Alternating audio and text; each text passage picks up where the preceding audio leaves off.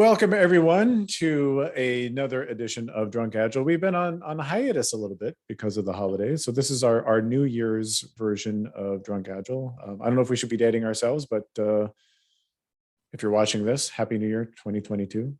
I know. Are we okay to say that? I don't know. We can edit. I think we're fine. Yeah, it's just so everyone knows the pandemic is still kind of here, regardless of I know. Speaking of who's here, the star of the show in the background, as excited as always. Hey, Nisha, how you doing? Once again, good to hear from you as always. Yeah. Eyes are open, so that's the best we can hope for. And then, of course, friend and colleague Prateek Singh. Prateek, what are you drinking? Oh, so I'm having an old fashioned, and it's this bourbon that I got as a holiday gift. It's a contradiction bourbon smooth ambler. I wasn't quite a big fan of it by itself. It's good in an old fashioned. It's actually a blend of two different bourbons. One's wheat based, the other is rye based. So hence contradiction. Hence the contradiction. Yeah, it starts off nice and weedy, but then ends more with the rye spice, which I'm not a big fan of, but nice and old fashioned. That's okay. And that's what we talk about this. It's always good to have some mixing whiskeys in your cabinet, right? Because something needs to go in the old fashioned. Something's gotta, yeah. I went back to, this has been kind of a staple of mine lately, the Glengarry Virgin Oak 2012, I think. So it's a 8 or 9-year-old, something ish or whatever. But Missouri, I think, Missouri Virgin Oak. So, and straight from the cask, hand filled straight from the cask. So, cheers, everybody. Cheers. Happy New Year. So I'll let me introduce what we're going to talk about tonight, Prateek, and then you can maybe take first shot at answering if that's okay. So I got an email from a listener. I hope we can open. So I'll just say his first name. His first name is Sadiq. So Sadiq, I hope I'm pronouncing your name right, by the way. So thank you very much for listening, and thank you very much for sending us a question. And his question is along the lines of this. He's looking at his data, and specifically he's looking at the sample data in ActionableAgile. We have example data that's loaded in ActionableAgile, and he's like, when I look at that example data in ActionableAgile, and I look at the cycle time scatter plot, 85% of my items take 16 days or less. He's like, okay, yeah. So it's like when I start an item, the expectation is I have an 85% chance of it finishing in 16 days or less. But then he goes on to say, and he's like, but when I run a Monte Carlo simulation, and I set that Monte Carlo simulation for 5 days, right? The Monte Carlo says I have an 85% chance of finishing 6 items in 5 days. And he says he's kind of confused by that. He's like, if it takes 16 days for one item, how can I possibly get 6 items done in 5 days? He's like, that makes no sense to me. What am I doing wrong? Are there different settings that I maybe need to set in ActionableAgile? Why is this happening? So Prateek, hopefully I explained the question okay. Take it away. Give us a shot. Well, good news is, Sadiq, you're doing nothing wrong. This kind of a result is to be expected, and we'll obviously talk about why it is to be expected. But before we dive into that, we need to review a couple of things that we've talked about previously on the podcast, specifically cycle time and throughput, specifically those two metrics of flow. Cycle time is the amount of time something takes to get essentially through your process, from the point at which it enters your process to the point at which it exits your process. Throughput is the number of things exiting your process per period of time, per day, per week, whatever, however you measure it. In ActionableAgile, you'll see it per day most of the time. So those two metrics are the ones that are used in those two charts. And well, to go deeper into it, Dan. Me? My turn? Okay, yeah. Your turn. Right. So the key here is knowing when to apply which metric to which type of forecast. This is the fundamental thing that I think everybody needs to understand. And we may have covered this. Maybe you should go back and look, and maybe we can post links to previous videos we've done on this. I think we've done videos on this. But essentially, you're performing two different types of forecasts, whether you know it or not. I mean, in your mind, you're like, hey, we're just answering when will it be done? But that when will it be done can come in two different flavors. There's the when will it be done for a single item. Hey, I've got this item in my backlog. I haven't started it yet, but I want to know once I start this thing, how long will it take for that one thing to get done? Could be a story, could be a defect, whatever it is, but that individual item. That's a forecast for a single item. That's one type of forecast. The second type of forecast is a forecast for multiple items. And this is, as the name might suggest, this is where you have many things in your backlog. Maybe you've got, an epic that you've broken down into 20 stories. Maybe you've got a sprint backlog of 16 items that you've pulled in, PBIs that you've pulled into a sprint. Maybe you've got a release coming up and you're trying to figure out how many items can I fit in this release. Anytime that you've got those types of scenarios where you're not just forecasting one item, you're forecasting multiple items. That's the second type of forecast. And the trick is knowing which metric and which chart or which statistical approach, I guess I should say, to use when you're dealing with each forecast. So should I complete the thought, or do you want to finish the thought on that? All right. Okay. So I'll thought on top of the thought later. So Sadiq was talking about, the first thing he said is, hey, my cycle time is 16 days or less 85% of the time. And the thing to know there is cycle time is the metric you look at for forecasts for single items. So this is when I've got an item, I haven't started it yet, and I want to know once I start it, when will it be done? That's when we look at cycle time. And that's where that 16 days or less 85% of the time, that's essentially your forecast. It's like, hey, once I start it, I have an 85% expectation, 85% chance, or an expectation that it will finish within 16 days. The second thing is like, so he's like, well, but when I run Monte Carlo and I say, hey, for 5 days, Monte Carlo is performing a Monte Carlo simulation for multiple items. And in that simulation, we're using the flow metric of throughput that Prateek just talked about, the flow metric of throughput. So, it stands to reason that, hopefully it stands to reason that in 5 days, hopefully, you're getting things done. At least that data is suggesting you're getting things done probably most every day. So in the next 5 days, we're going to complete 5 things. Now there's some nuance here. I think that we'll spend some time talking about, but the very first thing we want to talk about is single item forecast is cycle time, single cycle. Multiple item forecasts is throughput, Monte Carlo simulation and throughput. But so let's talk about that nuance there of, okay, but why isn't it just 16 days times 6 or times 5 or whatever it is? Why wouldn't that work? Why do we have to use two different metrics there? Yeah, exactly. Why is it that, as the question stands, why is it that if it takes me 16 days, 85% of the time, how can I get 6 things done in 5 days? It's perfectly, I can see how that can be confusing.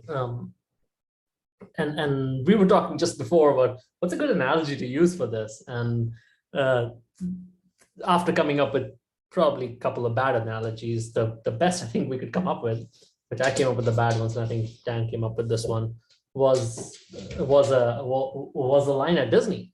If you go to an amusement park, the cycle time they predict for you is usually printed up on or posted on top of the entrance to the line, and it says something like 50 minutes or an hour for you to go through. That's the expected cycle time.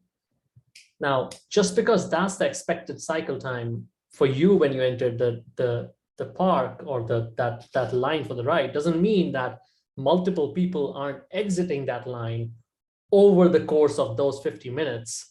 Multiple sets of people aren't exiting that line over the course of those 50 minutes. That doesn't mean that the throughput is 0 for those 50 minutes. People are getting through probably 20, 30, 40 at a time based on the size of the ride. People are getting through. Reason for that, again, is when you enter the line, other people were already in progress. Similarly, when a new item is just picked up, other items are already in progress. Those items are still exiting. And that throughput measures the rate at which they exit. So when Monte Carlo tells you that you can get 5 items or 6 items done in 5 days, so that's what that was. 6 items. Six items in 5 days. Yeah. It is not necessarily saying that you're going to get 6 brand new items done in 5 days. Could be that that's what it's saying. It's not necessarily saying that. If for most systems, what it's saying is you have some stuff in progress, things are getting done. Most likely, you're going to get 6 of those things done in the next 5 days. Could be one of the new items as well, but it looks like you're going to get 6 of these things done in 5 days. Yep. And so there are, just to reiterate, repeat, maybe bore people to death. Those are the 2 big kind of subtleties that you need to watch out for. Number one, the reason that you don't use cycle time for multiple items, you don't say, oh, I've got 5 items. If I have 5 items and my cycle time is 16 days, why don't I just do 5 times 16?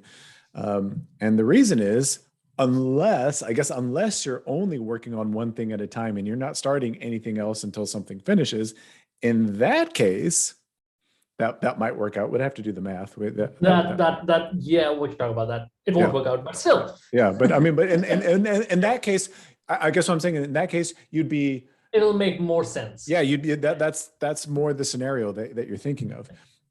However, in your context, you're not just working on one thing. You're probably not just working on one thing at a time, and you're not waiting till something finishes till something else starts. You've got multiple things, in progress you're working on many things simultaneously. That's the first thing.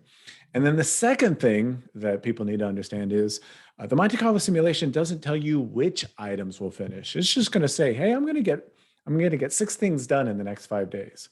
But it makes no claim in terms of which of those 6 things are. And as Prateek just said, some of those things probably are already in progress. Some of those things maybe aren't. But we don't know. We don't know. The Monte Carlo simulation is not telling us that. It only tells us you're going to get 5 things done in the next 6 days. So it's those 2 reasons why you can't necessarily use cycle time for your forecast for multiple items. That kind of breaks down. What you really need is a rate metric. How many things are we getting done per day, per week, or whatever? That rate metric, as Prateek just mentioned, is throughput. Yeah, and just to throw a little bit more into this, what if we're working in this system where let's say we're working in sprints and we have this rule that we've imposed that you start with 0 and you end with 0, right? That and many people work in that system, have that understanding of how to work in sprints, which I think we'll need to dedicate another episode on how that might be wrong. At that point, you might say, okay, I ran Monte Carlo over the last 2 weeks. I worked with 4-week sprints. I ran Monte Carlo over the last 2 weeks of the previous sprint. I'm starting a new one. How many things am I gonna get done? I'm on 0 right now. Why doesn't just using cycle time work then? Why would Monte Carlo tell me I've got 0 right now, but nothing in progress? So if Monte Carlo tells me I'll get 6 things done in the next 5 days, there probably should be the things that are starting from 0 right now. Why isn't that the case? Are you asking me? Yeah, you're supposed to answer that. Oh. I can answer that. Yeah, you answer.